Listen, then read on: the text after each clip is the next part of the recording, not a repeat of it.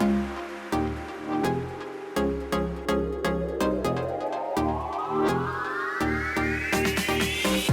can afford anything, but not everything. Every choice that you make is a trade-off against something else, and that doesn't just apply to your money.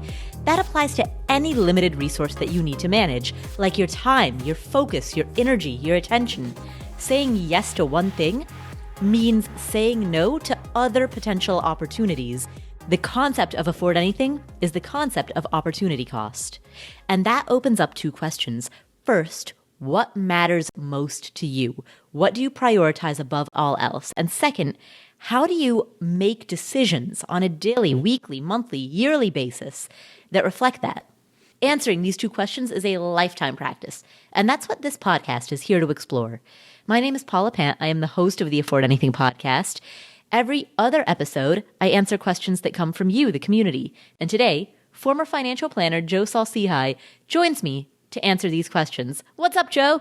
You know what I prioritize, Paula? What's that? I prioritize spending 2021 with you and the Afford Anything family. Oh, and we have an announcement. We do? We do. There's cake. There is cake.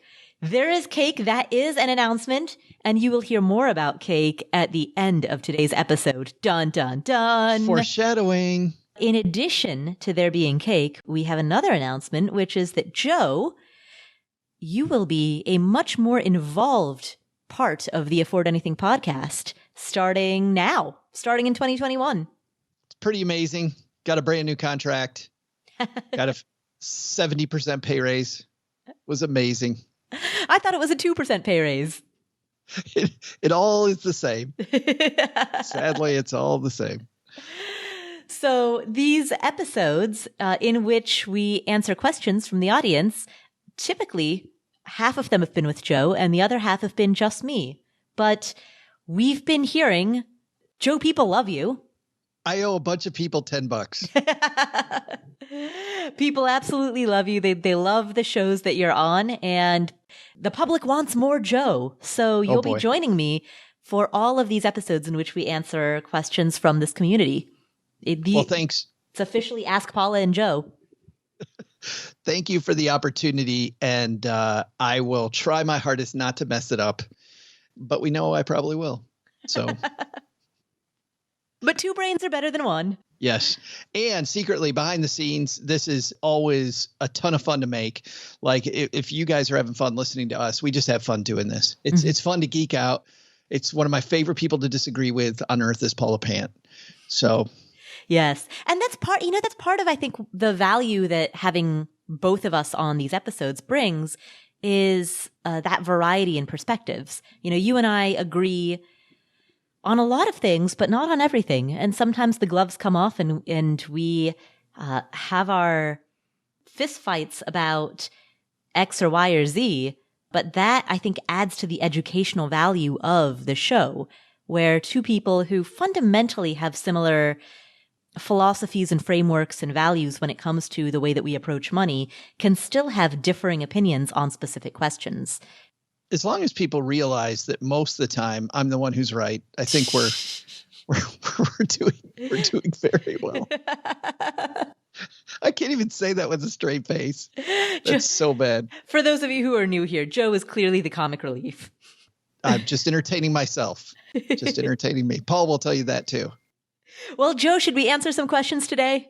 Let's do it. Excellent. Our first question comes from Sara.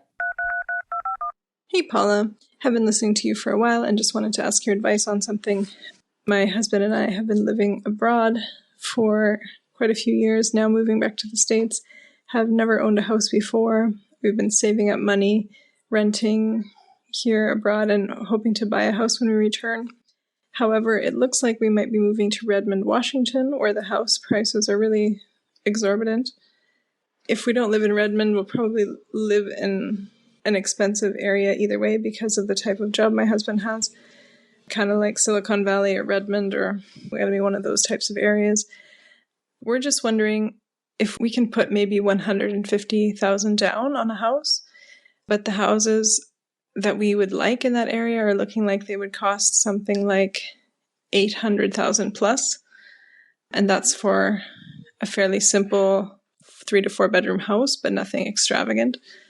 Probably our idea would be to go and at least rent for 6 months to a year, kind of get to know the area, see if he likes his job, and if we like the area, if we think we'll be staying longer term, and then think about buying.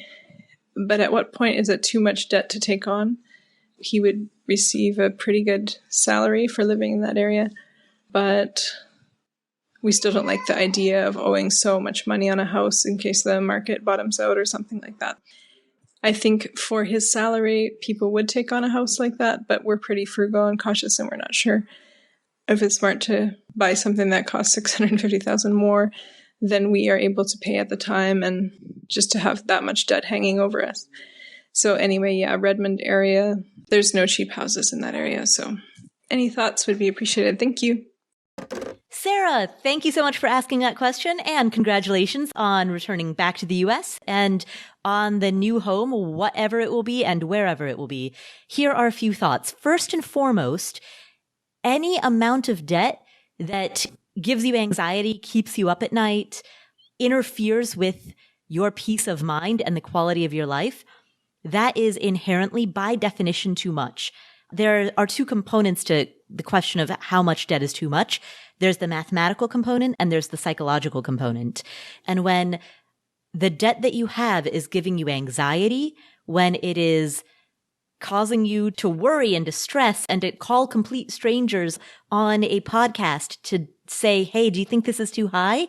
That's a sign that at a psychological level, regardless of what the math says, psychologically, the debt is too high because it is causing that level of worry.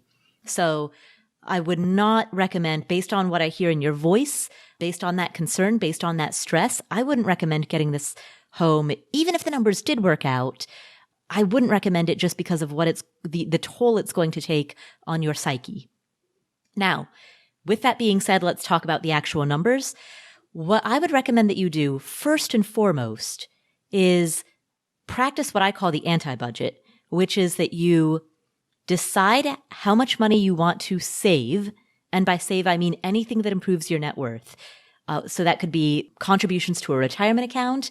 It could be money set aside for other non-retirement investments. It could be additional payments that you make towards an existing debt above and beyond what's minimum required. It could be literal savings in a savings account. Any money that improves your net worth is what I mean when I say the word savings. So step one is decide how much money from your paycheck and your spouse's paycheck you want to save every month. Set that money aside, and whatever is left over is yours to spend. So then you take that bucket of what's left over and make a decision about how much of that you want to put towards housing as opposed to other categories such as food, travel, transportation, miscellaneous like health, beauty, toiletries, gym memberships, all of the things that constitute the expenses of life. How do you want to slice up that pie? Once you have done that, you will know how much money, what percentage of your income you want to put towards housing. And then from there, once you know what you want that monthly housing allotment to be, you can then figure out what that translates to in terms of home value. So rather than fixate on the dollar amount of the mortgage, you mentioned $600,000 sounds like a lot. When you say it like that, when you say it in terms of we're in more than $500,000 worth of debt, yes, that does sound like a huge number. But translate that into what it means for your actual budget. How much of your spending bucket does housing represent? There are generalized guidelines out there on the internet in which people will say like, oh, spend no more than 28% or spend no more than 30%. I say throw those away because those are intended for mass market consumption and they do not reflect the priorities in your own life. The percentage of my income that I spend on travel is far higher than what any expert would ever recommend. And as a result, the percentage of my income that I spend on housing, at least historically throughout my life, has been far lower than what any expert would recommend. So my budget is a reflection not of these generalized guidelines that are out there online, but rather a reflection of my direct priorities. And so that's what you need to do. Figure out what your priorities are, figure out mathematically what that translates to in terms of the allocation of your budget. And from there, you'll know how much home you can buy. At the very least, the one number, forget about the numbers on the internet, Paula, the one number you never want to believe is the number the bank tells you. Yep, exactly. Don't believe that number, because you will be in hot water very quickly using the bank's number. And I still can't figure that out. Like, why? Like, I get the short-term and obvious piece where a bank is very happy with you taking out a bigger loan. And so, sock it to you on the monthly payment. But the long-term and not so obvious is if your customers remain solvent, you could probably make a lot more money with people who do well financially. I don't, call me crazy. You know what's interesting to me is if you Google how much home can I afford, most of the articles that you'll find are articles that discuss how much home you qualify to purchase, which is a different conversation than how much home you can actually afford. I like your discussion with Sara, though, about the voice in her head. I want to talk about that for a second, Paula, specifically because your brain is really smart.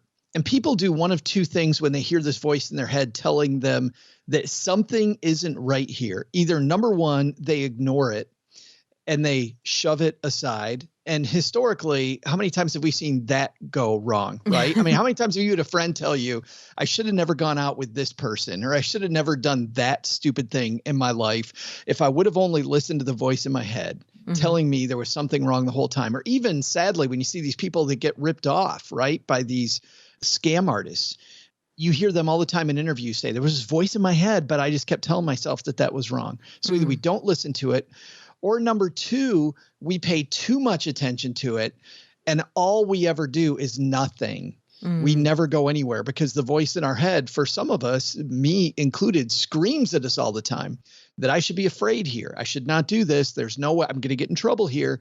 So here is a great exercise to get through the voice in your head. I use this myself, where I take all of the risks that I'm thinking about in my head with this particular issue. And we could take Sara's as an example here. Take the issue and write down all the things that the voice in my head is telling me. I can't afford the mortgage.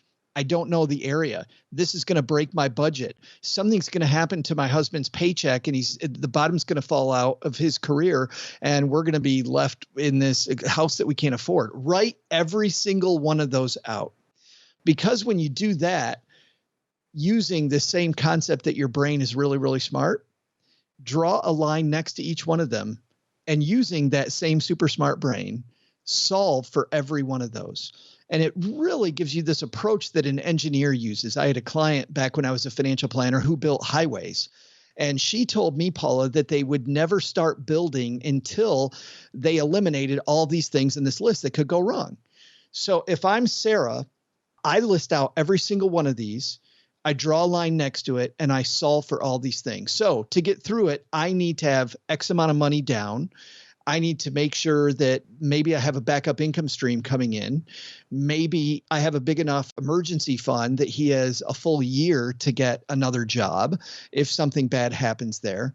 Write down all of these solutions. And just the act of writing it down moves you from this fuzzy thinking that something's not right here to very clear, crystallized thinking about the problem.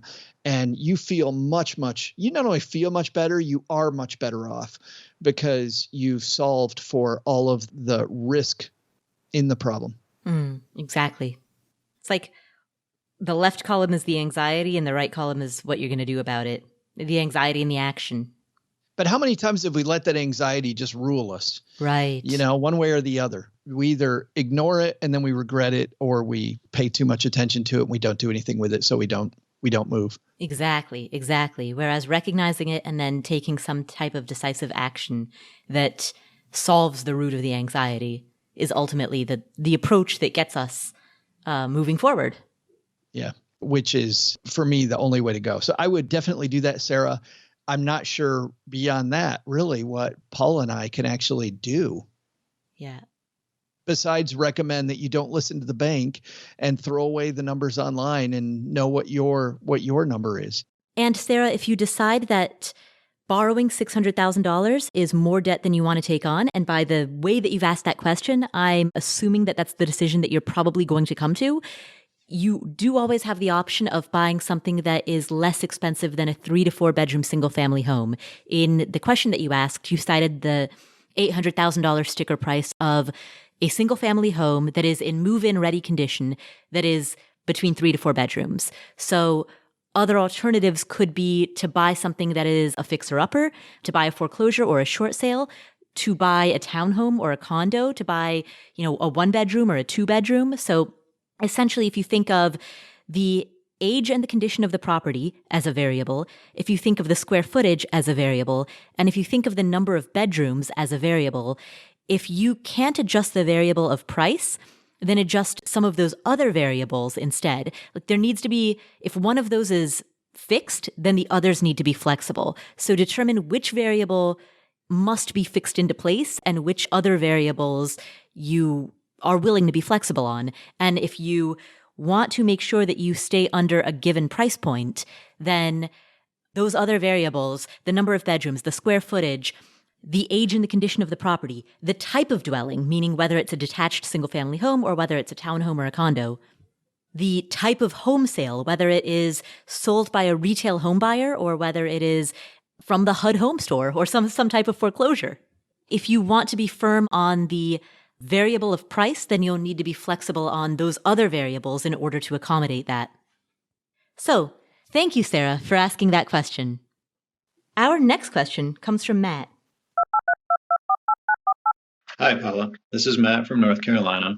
My question is about rental property. I currently have my eye on a piece of property that has a well-established history as a short-term rental. It grosses about $50,000 per year, and the seller wants $250,000 as a sale price. However, the catch is the property would probably only appraise for about $150,000 as a residential property. So my question is, would you ever pay significantly over appraisal value just to purchase the income stream from a property? Thank you for your response. I really look forward to hearing your insights. Matt, thank you for asking that question, and I can give you a short answer. Hell no. That seller is smoking crack. You should absolutely not even consider paying that much over an appraisal price. If you were to come to me and say, oh, it appraised for $170,000, the seller wants $175,000, if we're talking about a nominal rounding error, sure. But a gap of that much, absolutely not. I'm only laughing, but not because of Matt's question. I'm laughing because I was wondering what you were thinking about that, and we don't talk about this ahead of time. And it was pretty definitive, Paula. Pretty definitive. I don't profess to know nearly the amount about real estate that Paula does. I'll say this, widening this to just any investment with an income stream, don't overpay for that income stream, because of the fact if that income stream goes away, all you're left with is that purchase price. That's all you got left. And so kind of using the same risk management technique we talked about with Sara, where we list all the things that could possibly go wrong and solve for those things. What could go wrong with this wonderful income stream? And particularly in the world of short-term rentals, a lot could go wrong with it. All it takes is for one aggressive city council to decide that they're going to outlaw short-term rentals in that municipality, and boom, income stream bye-bye, or income stream significantly reduced because now you can only rent it out on long-term leases. You can only rent it out on 6-month to 12-month leases. You can no longer do short-term, and that is going to drastically affect your income stream. So if you are one legislative session away from your entire business model falling into the toilet, you definitely should not overpay for that asset. Well, and even pulling away from real estate, I've had people tell me before, and Matt might be thinking this as he's listening to us, Paula, but this is a great opportunity. He clearly didn't tell us all about the opportunity. You need to get away from that opportunity, and you need to look at many, many different opportunities. And once you get away from this great opportunities, you'll find that there's 50 of these, 100 of these, thousands of these all over the place that don't have this caveat attached to it. Exactly. Also, with any investment, it's important to have, and Joe, I think you kind of alluded to this when you talked about if the income stream goes away, all you have is a purchase price. You need multiple exit strategies. And if you're overpaying for an asset and relying on one and only one course of action, which is short-term rentals, you have only one potential course of action that's going to work out. So you don't have those multiple exit strategies. You can't turn this into a 12-month rental and have it still be a viable investment. You can't sell it for anything near what you bought it for. You have no other exit strategies. You are completely 100% dependent on everything going right with plan A. And that is a precarious situation to be in. There's no margin of safety. So thank you, Matt, and best of luck as you grow your investments. Our next question comes from Eva. Hi, Paula. I'm pregnant. We save so much, it's like we live on one income. Our emergency fund is on track to be over $40,000 before the baby's born. After contributing a hefty amount to my 401k, my take home is about $38,000. I'm around $7,000 away from having a minimum viable retirement. If I can work from home at the same job, I'll do so after the baby's born. But if that's not the case, I'm planning to be able to stay home for at least the next 10 years. We are talking about holding and growing the emergency fund to about $70,000 and then paying off the mortgage in 3 years. And just one lump sum instead of making extra monthly payments. The mortgage right now is around $90,000 and the refinance is 2.5%. I can't explain the logic behind this of why not pay it off sooner, especially when we have such a big emergency fund, but maybe because we're going to be first-time parents and we just don't know how much a baby will cost and we prefer to have some money there just in case. But again, after savings, we live on one income. Is this what your recommendation would be in this current situation that we have? Thanks. Eva, congratulations. That is super exciting. I also want to congratulate you on having an emergency fund that is going to be $40,000 before the birth of this baby. You're doing a great job. You're saving aggressively. You've got a great emergency fund. You live on one income. You've made big 401k contributions. So big congratulations on setting yourself up to be in a really strong financial position. Right now, you're already in a great financial position and it looks like it's going to be getting better, continue to get better. My recommendation would be to prioritize building that emergency fund, prioritize maintaining savings, and don't worry too much about paying off this mortgage balance. As you mentioned, the balance is relatively small. It's a 5-figure amount. It's $90,000. So it's not an oversized mortgage balance. And it's a 2.5% interest rate. That is lower than the rate of inflation. So given that the mortgage balance is so reasonable and given that the interest rate is lower than historic inflation, and historically speaking, it's hard to get much better than 2.5%. If you look at mortgage interest rates over the last 50 years, it's never been better. The mortgage interest rates that are available right now are the lowest of our lifetimes. And I mean that both in the context of our lifetimes so far to date, as well as most likely our lifetimes forever in the foreseeable future. Like it's hard to imagine interest rates being any lower.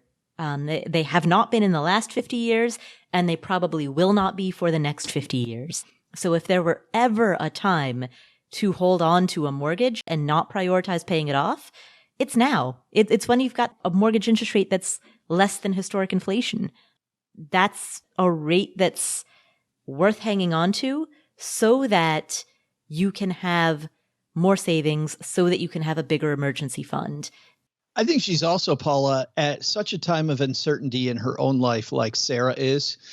Sarah's family moving from abroad to the Seattle area, Eva having a baby. I'll tell you, whenever any of my clients had children, and every parent out there will tell you this, the costs that you didn't expect are through I never realized that buying diapers was like buying gold.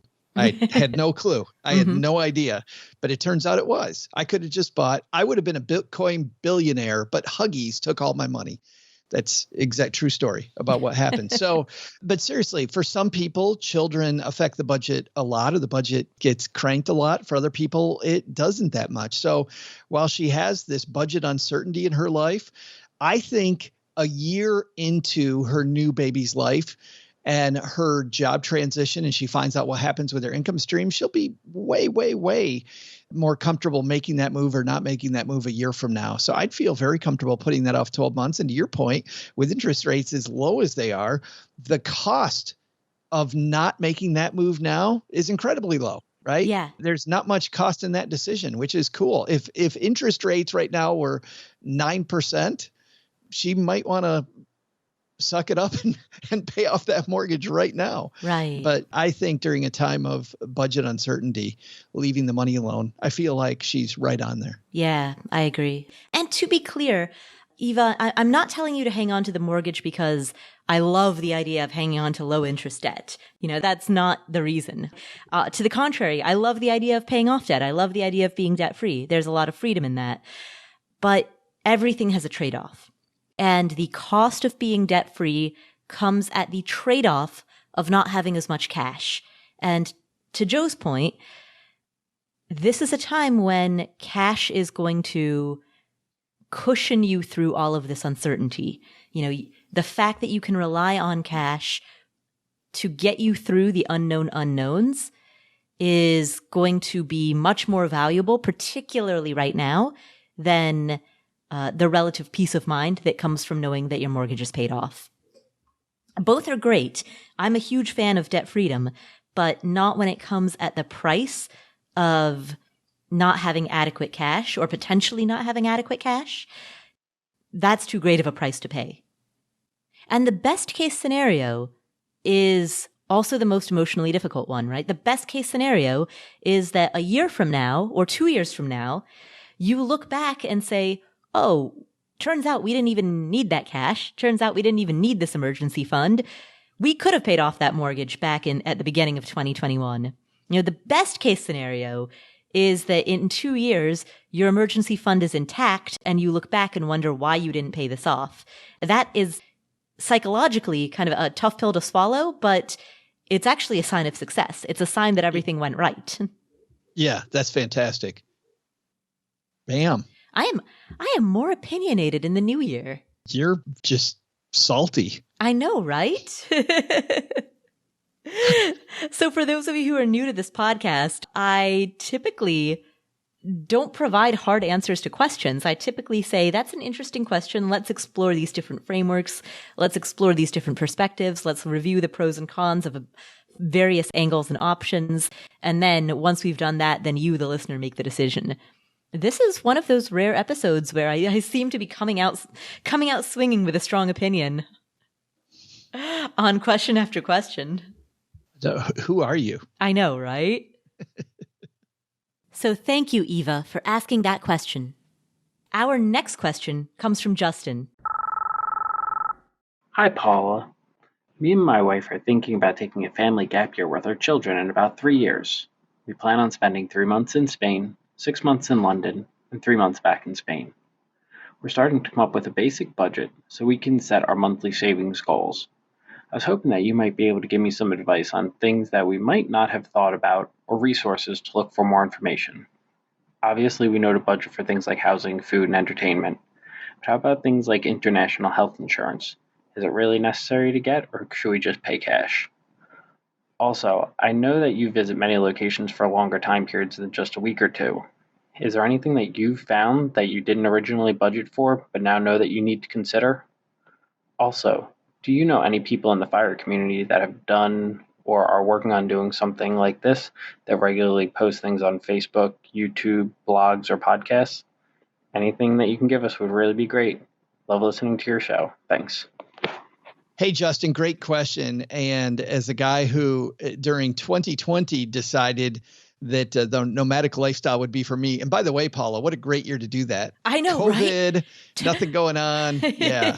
You know what's the best year to travel? 2020. Not. Yeah. But we started in the United States, but our goal was, and Paula, you know this, that in December, we were going to be in Bali. I had a place rented and they wouldn't let us in. I was going to quarantine in Bali. Hey, if I could be a place where the sun is and not be around people on a beach in the South Pacific, sign me up. But that didn't happen. And then we were going to do Portugal in the spring of this year. None of that happened. However, I'm very interested in hearing how this goes for you because, and I like the fact that you're doing it as a gap year instead of as a final retirement idea, because Paula, you and I see people do this, decide they're going to do it long term, and then they find out what I found out, which is I love traveling, but the nomadic lifestyle is not for me. Mm-hmm. Not my thing. And that was after just a month in Vermont, a month in Palm Springs, California, and then a few weeks between Ohio, Michigan, and Texas to learn that that is not my thing. Like some aspects of it, but not long term. That's my first thought, is that I'm happy that you're doing it. As for the insurance is always a difficult discussion. And here's the thing about insurance. You're hoping if you buy it that it's a waste of money. Mm-hmm. And yet the way most people will look at this is, what if I waste my money buying insurance? Right. It's another situation where the best case scenario is that you regret buying it. That's the best case scenario. Absolutely. But the insurance is only important if you end up using it. So I think Paula or I telling you not to buy insurance and to pay cash when a catastrophic thing could happen during that time, I think would be irresponsible of she or I, not to put words in Paula's mouth, mm-hmm. but I think that I would need to tell you to buy insurance. Yeah. So, when it comes to health insurance, I don't even think of it as health insurance. I think of it as bankruptcy insurance that, it's an insurance policy that protects me from having to declare bankruptcy for medical-related reasons. It's a great idea. You're taking an unknowable quantity and putting a fixed cost on it. Exactly. Right? So I'm not looking at health insurance to pay for my flu shot. If it does, that'd be great. But that's not the reason that I buy it. I buy it because I am fully aware that if I get run over by a bus, if I get diagnosed with cancer, even if I break my leg, a broken leg is going to be a steep but probably ultimately payable out-of-pocket figure. A cancer diagnosis that requires sudden treatment. Who knows? That's going to be most likely a 6-figure, maybe 7-figure number. Getting hit by a bus, same thing. 6, maybe 7 figures. High 6, maybe 7. So there are unfortunately, there are a lot of people who do have to declare bankruptcy because their medical bills got too high. And health insurance is, at least in theory, supposed to be something that protects you from that. I think also just a couple things, Justin, planning ahead for different currencies is always important. Make sure that your credit cards, if you're going to use credit cards, don't have foreign transaction fees on them. And when it comes to people that write about this all the time, one of my favorite international blogs is Go Curry Cracker. He writes about everything. So he's not going to be specifically focused on this.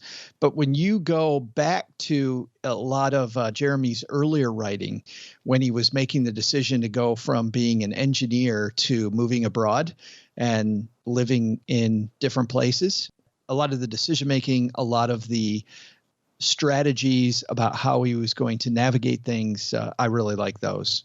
Mm. And I think he's won multiple awards, hasn't he? Yeah. You know Jeremy? Yeah. He was a guest on this podcast back in its early days. What a nice guy. Yeah, he is. In terms of other platforms that talk about this, so there are a few things that I would recommend. First, the Plutus Awards, which is an award for the best in personal finance content. They, throughout their history, have handed out awards for international personal finance content or or travel related personal finance content. And if you go to their website, you can look back through not just the award winners, but all of the nominees. And it's a pretty darn good list of platforms, blogs, podcasts that cover these types of specific topics. International personal finance, international travel with a money angle. So that's one recommendation. The Family Adventure podcast, it's been a while since I've even thought about that one. So I'm assuming they're still running, but they are specifically a podcast based around international family travel. And so that is a good resource. The Tropical MBA, that whole platform and that whole community, they're entrepreneurs who live overseas or lived overseas, at least for a while. And many of the people that they interview talk about building businesses remotely. And so there's a decent amount of travel content on there as well. I mean, there's a lot, there are a lot of travel blogs and travel Instagram feeds and travel podcasts. Once you start diving down that rabbit hole, you'll be able to find quite a bit. There are a lot of people who talk about homeschooling from the road, which is known as road schooling. So if you just run a search for road school podcasts, there are quite a number of those that you'll be able to find. So I would start there, and that will very quickly lead you into the expansive world of online platforms that talk about full-time international travel, the full-time expat lifestyle. And there is a very active subset of those that specifically talk about family travel and travel with kids. On YouTube, there is a couple by the name of Mike and Lauren. They are part of the FIRE movement. They live very frugally. They travel quite a bit. They have some real estate content as well, but they also have some significant travel content. I would definitely check out Mike and Lauren on YouTube. Steve and Courtney Adcock are also full-time nomadic. They have a good amount of travel content on their YouTube platform, as well as their blog. So check them out. And for general travel information, not necessarily family related, but for people who just write about full-time travel, Nomadic Matt is one of the most well-known figures in the travel space. Chris Gillibo, of course, has written quite a bit about travel. I say of course, like everyone's supposed to know who he is. But he has traveled to 192 countries. So he's traveled to every country in the world as of some certain list based on the number of countries that exist in the world are as determined by list makers and subject to change year by year as political borders and boundaries shift. But at the time that he declared his list, there were, according to some governing body, there were precisely 192 countries in the world, and he went to all of them. And so he has a good amount of content based around travel as well. So Nomadic Matt, Chris Gillibo, on Instagram, Glow Graphics, Gloria Atanmo is one of my favorite travel Instagrammers, as well as My Life's a Travel Journey. Those are my two favorite travel Instagram feeds. I was just looking up on the Plutus Awards website this category, and actually the one I mentioned, Go Curry Cracker, won the Plutus Award this year for Best International. So bam, got that one. But also another one that I had forgotten about was Wander Onwards. Was also up for the award this year, international, and specifically speaks just into what you're looking at, wealth and wanderlust. Vanessa at Wander Onwards says she helps people make money, moves abroad. There you go. The last thing that I would say with regard to planning your budget when you are abroad is that if you are stationary in one location, your costs are relatively low and fairly similar to what they are in the United States. When you're in a city, then your costs are housing, food, transportation, clothing, occasionally buying toothpaste, socks. Your costs are very much reflective of just the general day-to-day cost of living in that city. What can get expensive in travel is moving around. So transit from place to place, if you're moving from Barcelona to Madrid to Malaga, that travel inside of a country from city to city or town to town that can add up pretty quickly. And the same is true, heck, even if you're inside of the United States. If you're in the US and you live in Portland, Oregon, and you don't leave Portland, Oregon, your costs inherently are going to be a lot lower than some other person who lives in Portland but frequently goes to Seattle and then Boise and then San Francisco, right? It's that transition between places that creates costs to add up. So the less that you move around, the lower your costs will be. We found that just this summer with our experience here, and this was even the strategy that we were going to use. In fact, at one point we were looking at Greece, and we're picking a place not just for the specific community it was in, Paula, but because it was day trip friendly to a lot of different places. So I was going to be in a region of Greece, which frankly to stay at wasn't going to be that expensive anyway. But I was going to be in an area that was even a lower cost of living, beautiful place right on the ocean. I don't remember the monthly cost, but it was very, very low. And yet I was a day trip away from 4 or 5 different places that I could be. And I could get back to that same rental place and lower my cost. But we did that in Vermont. Stayed in a fairly high cost of living place. I mean, Stowe, Vermont is not a cheap place, but because we were staying for a month, we were able to get a really nice rate on a place. If I had been trying to do it for a week, different. Also, because we were off season, a lot of people that want to stay in Stowe are not hikers like Cheryl and I are. They're winter skiers. And when I looked at the same condo that we stayed in February, it would have been 3 times the amount that we paid to stay there for a month. The same thing in Palm Springs. We did a shoulder season mid-September into early October. So a month again in Palm Springs, not a cheap area, but we could get to Joshua Tree. We went to the Channel Islands National Park. So we did all these outdoor stuff during COVID, a lot of hiking just in the hills and mountains around Palm Springs. We could get to all these places centrally and be in a nice place because we committed to 4 weeks. Right. And, the other thing that's great about long-term travel, and I'm sure you experienced this, Joe, is that you're not paying for 2 different sets of housing simultaneously. If a person takes a 1 week or 2 week vacation, they're not giving up their rent or mortgage in order to do so. So if a person takes a 1 or 2 week vacation, you are simultaneously making your normal rent or mortgage payment while also paying for a hotel or an Airbnb.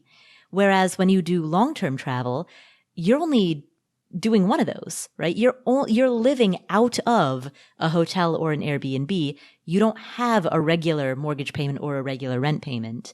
Yeah, it's just a cost transfer and not an additional cost. Exactly. Well said. That's a You're very welcome. succinct way of saying it. I'm the Paul interpreter. Exactly. So a lot of times when I traveled for a little over 2 years. I traveled for 27 months, and people were flabbergasted at the fact that I used the word flabbergasted in my vocabulary, but they were also flabbergasted at the length of that trip and would frequently ask, like, how were you able to do that?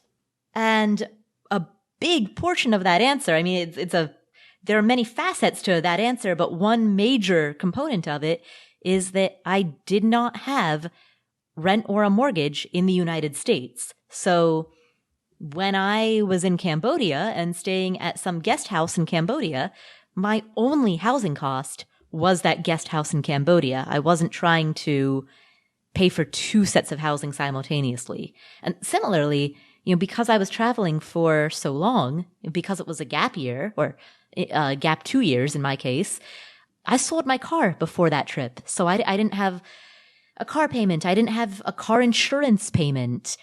I actually took the additional step of giving up my cell phone. And when I was overseas, just getting a burner phone with, a SIM card with some prepaid minutes on it. I don't know if you would necessarily want to do that. That was something that was more appropriate for the year 2009 rather than the year 2021. But still, it's giving up those routine expenses in the United States that creates space in the budget to effectively create a brand new life in a new location in another country. To broaden this topic, Paula, just a little bit. Another place where people are surprised by cost transfer are when they have children who go to college.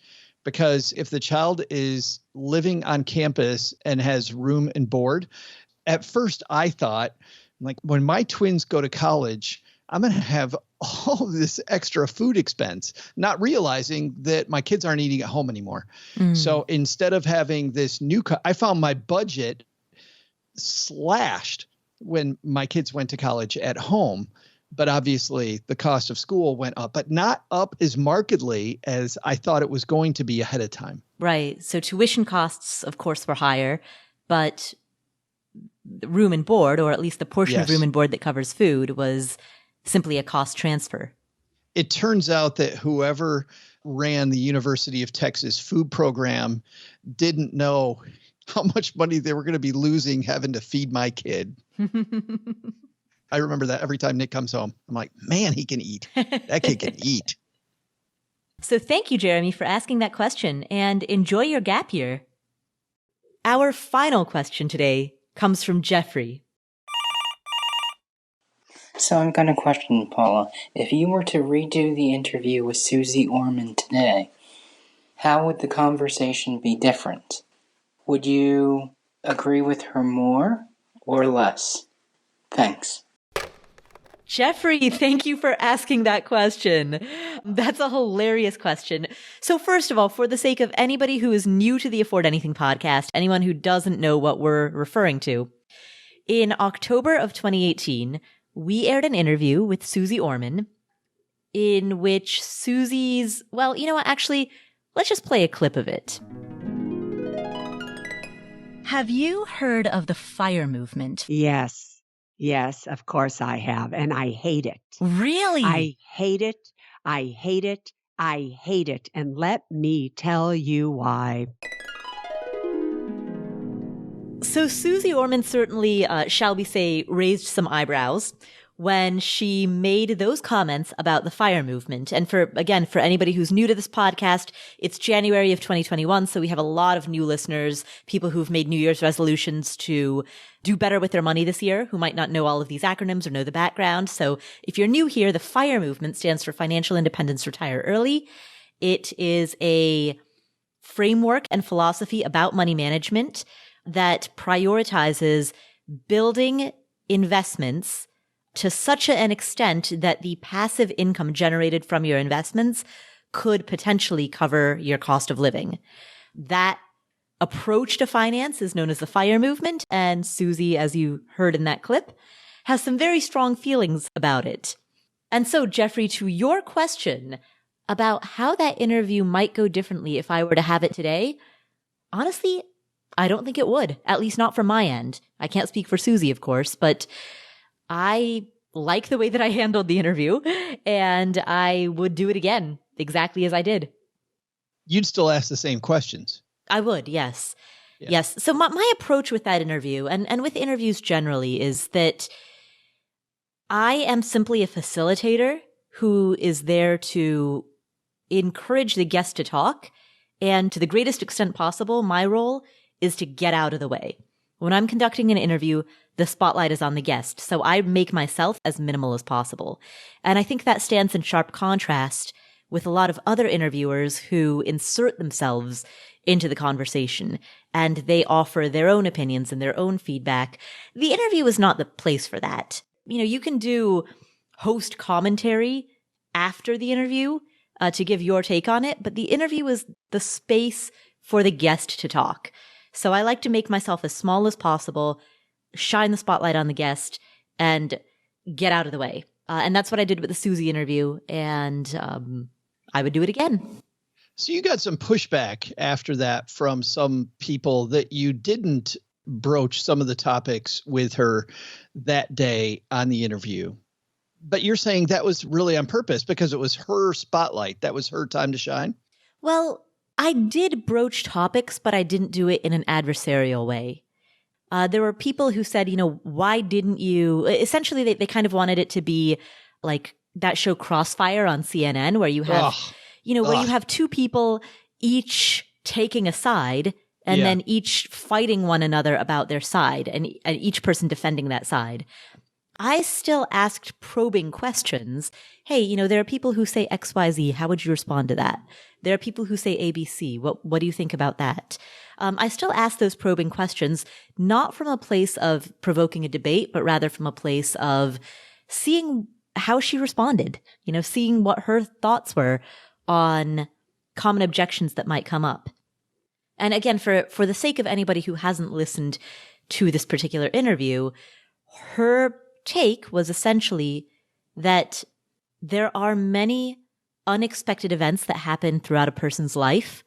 And in her view, it is folly to assume that $40,000 a year or $60,000 a year or even $80,000 a year will necessarily be enough money, given the reality that healthcare costs of dealing with a disability, costs associated with needing to take care of an aging or disabled family member, those costs can be both high and unpredictable. That was essentially the position that she took in colorful language. Well, in Susie language, right? Yes. All the peacock feathers out. Do you agree with that? That is certainly a very, very valid point. And I said that even back then as well, that if the point is, hey, I'm concerned that people in the fire community may not be adequately safeguarding against black swan events. And I think that we should, as a community, put a greater emphasis on long-term disability insurance, long-term care insurance, a greater emphasis on health insurance. We as a community should be putting more safeguards in place against financial planning for black swan events. If that was the point she was making, and I said this back in 2018, and I'll say it again in 2021, I've agreed with that throughout. Expect the unexpected. And so certainly I've always held to the idea that passive income that stems from your investments is meant to be a safety net for the expected basics. It's supposed to be enough that it can cover your housing, your groceries, but all people, regardless of whether you're in the fire movement or not, all people need some type of protection for major health calamities. That's what health insurance is for long-term disability, for long-term care in a assisted living facility or in a care facility. I mean, it doesn't matter if you're fire movement or not fire movement. All people need financial planning around how to deal with those contingencies. I think for me, it's not even just about the black swan events. I think the biggest black swan event that can happen in my life is that I will feel differently as I age than I do now. There might come a time, and this is the thing that always frustrates me as a former financial planner, is that even though you like living in a tent in a woods and making your own furniture today, which means that you can live on $3,600 a year. $3,600 doesn't mean, well, I'm being facetious, right?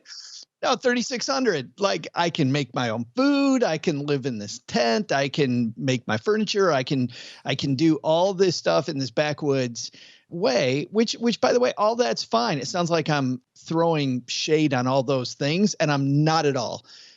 I'm just saying you may not feel like that forever. And when you base your assumptions on these super, super low numbers that you'll see some people in their 20s use to say, hey, I retired at 26. I just really challenge that you're going to want to wake up at 50 in the same spot. And maybe you will. And it actually isn't even so much about that as what if, right? You're talking about the what if with Black Swan. Mm-hmm. What if you wake up the next morning and go, I want to stay at a hotel or I want to live in a house. I'd like to live indoors. I would like to buy furniture instead of make it. When your feelings change and your lifestyle changes and you've painted yourself into a minimalist corner.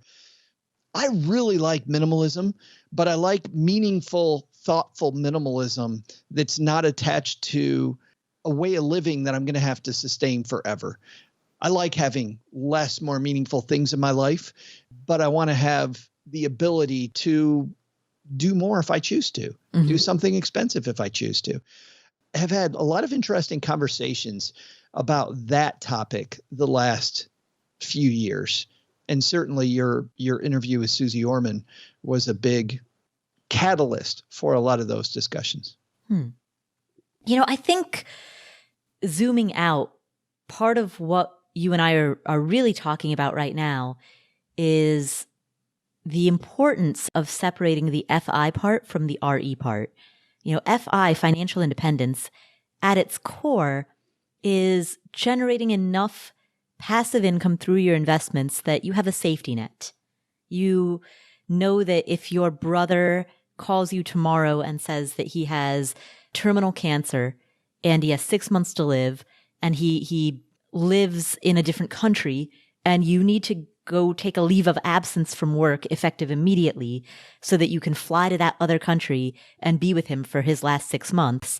You want to make sure that during that 6-month period, you're not worried about how to buy groceries, how to pay the electric bill. You want to make sure that you have a basis so that you can respond to things like that. And that, I think, is the true purpose of financial independence. But the RE part, the retire early, I've personally never connected with that. I've never really liked that.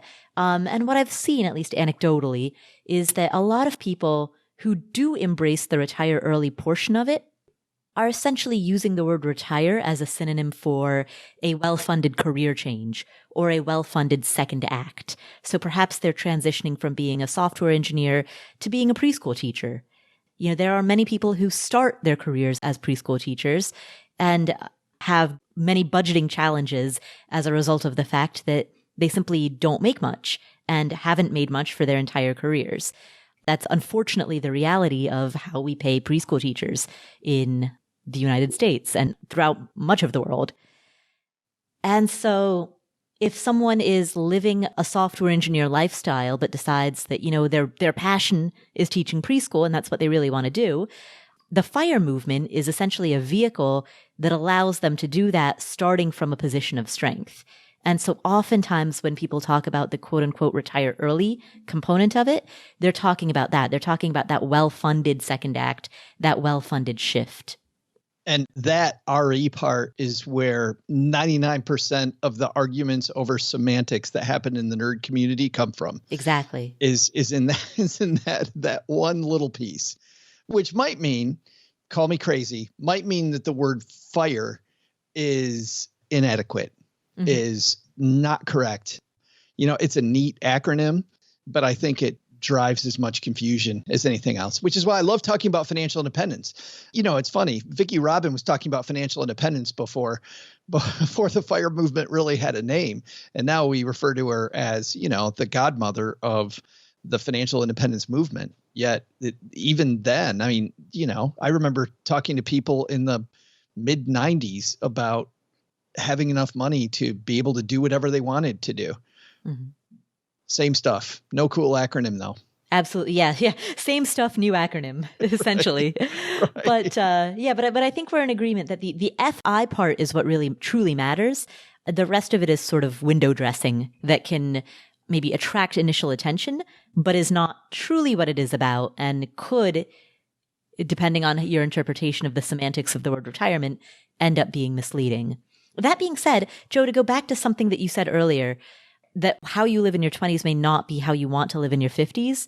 One of the other crucial components of FIRE that I want to emphasize is that I've long disagreed with the notion of having quote unquote a FIRE number or a FI number, because people generally choose their FI number as a multiple of their current spending at the time that they encounter the FIRE philosophy. But if you think about the distribution of spending across the span of your life, if you imagine that your annual expenses every year are laid out on a graph, starting from the age of 18 all the way until the age of 100, and you graph your annual expenses every single year throughout your life, the expenses that you have in the year that you discover fire or the year that you commit to the movement is a random data point along that distribution. But it becomes overemphasized, overweighted when people grab that random data point and multiply that by 25 and say, this is the portfolio value that I need to have in order to consider myself FI. See, I like it. I don't like it to the point that I'm going to get a tattoo with that number on it, because I think that number changes, right? But I do like the fact that we're looking at these events in the future that we want to envision. We're making them real so that we save for them today like they're real, because studies show the more real something is, the more likely you are to put serious thought and effort behind it. But I also want to know that that number is going to change. It's going to morph. And so that's why we call it financial planning and not doing a financial plan. I remember, by the way, at the end of my first year, my mom really wanted to start developing her and my dad's financial plan. And how flippin' awkward is this when your mom says, hey, I'd like my son to help us with our financial plan. Of course, my dad, having pride and being of a certain age, was like, over my dead body is my kid going to tell me what to do with my money, right? And one of my dad's objections, which I didn't end up, I mean, I've helped them with many things when it came to their financial picture, but never helped them develop their entire financial plan. And I'm actually happy for that. But by the way, when you hire a financial planner, you probably shouldn't hire somebody who's a family member. You just shouldn't. Hire someone who's not. But my dad, one of his objections to it as well was, why the hell are we going to do this financial plan thing? Isn't it out of date like a year later? And I said, no, Dad, it's out of date like 2 days later. 2 days later, these numbers that were right at the time are now wrong. But I do like, much like we'll use and this is such an overused analogy, but it's probably because it works. If you're a pilot headed toward Hawaii from the mainland of the United States, you set this course and then all of these factors blow the plane off course, right? I mean, wind, air pressure, all these adjustments, maybe the gate assignment changes, whatever it might be. And what do? You course correct. Over time, you continually course correct.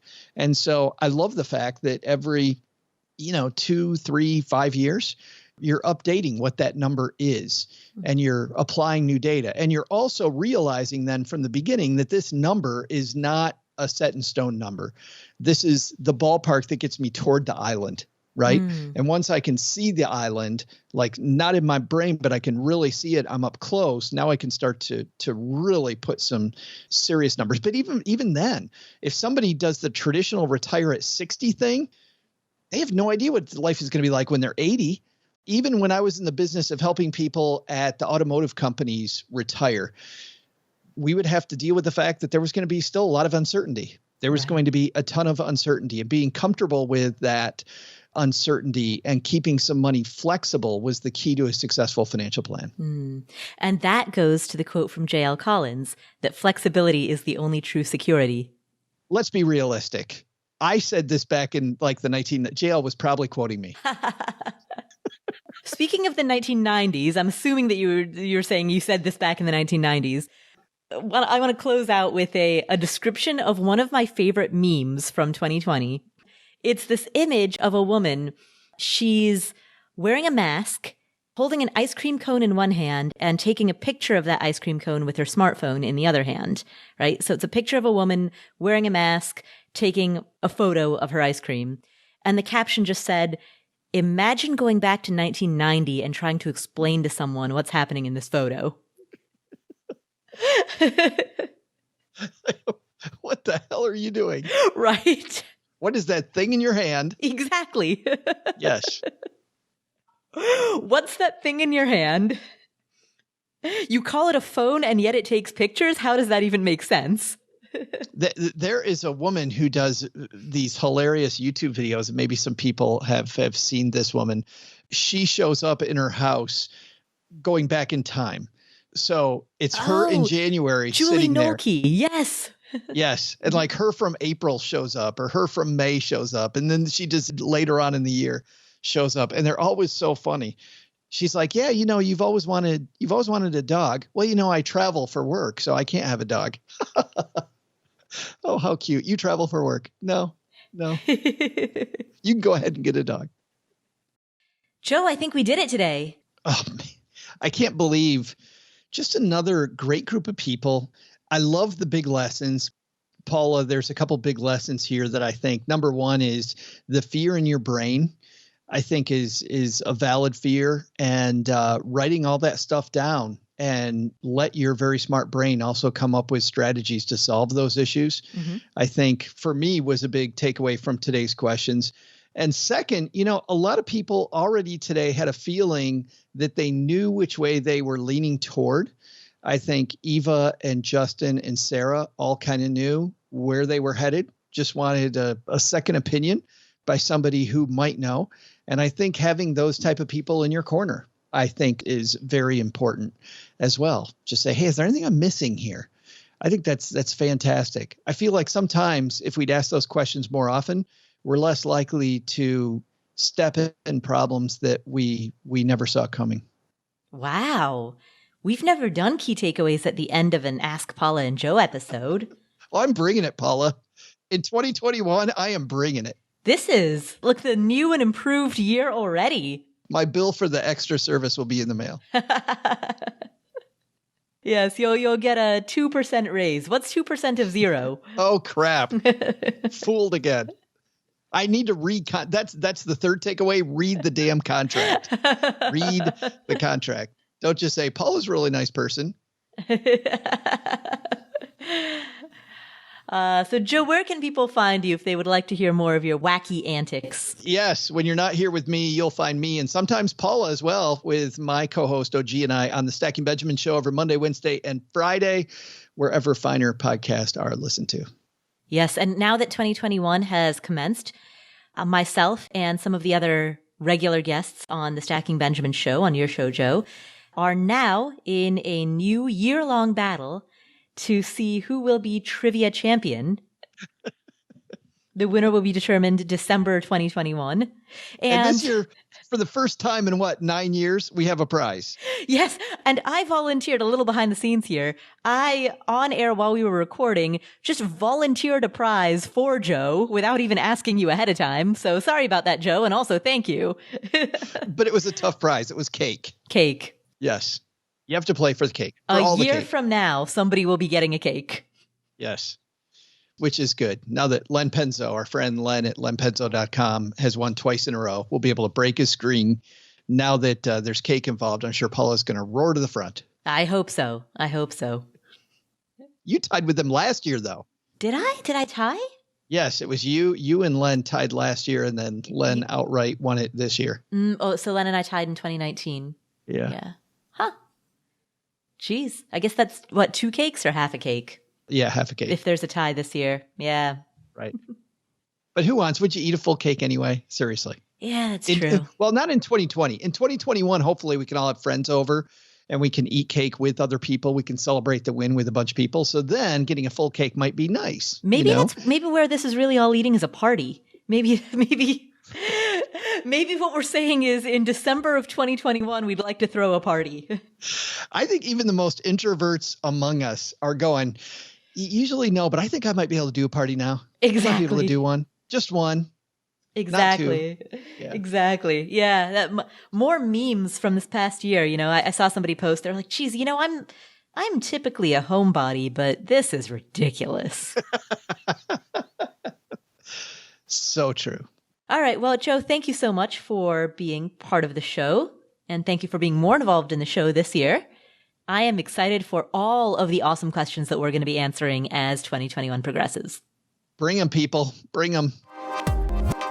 That is our show for today. We have an awesome challenge. It's called the 31-Day Challenge. It is the best way to kick off the year 2021. So if you want to start this year strong, sign up for our 31-Day Challenge, and you will get every single day for 31 days, you will get an idea, a question, and an action. So if you want to improve your life, and we're talking motivation, habits, productivity, success psychology, finance, all of these arenas of building a better life.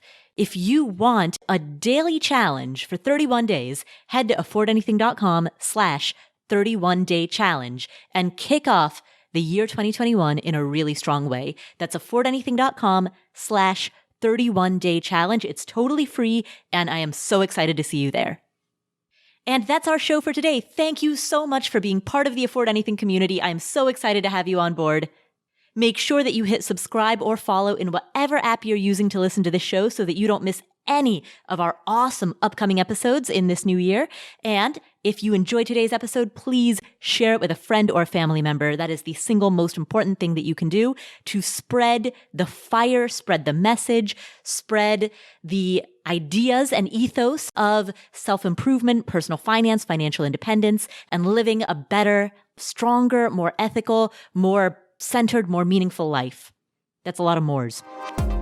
Thank you again for being part of this community. Don't forget to sign up for the 31-day challenge, affordanything.com/31-day challenge, and I will catch you in the next episode.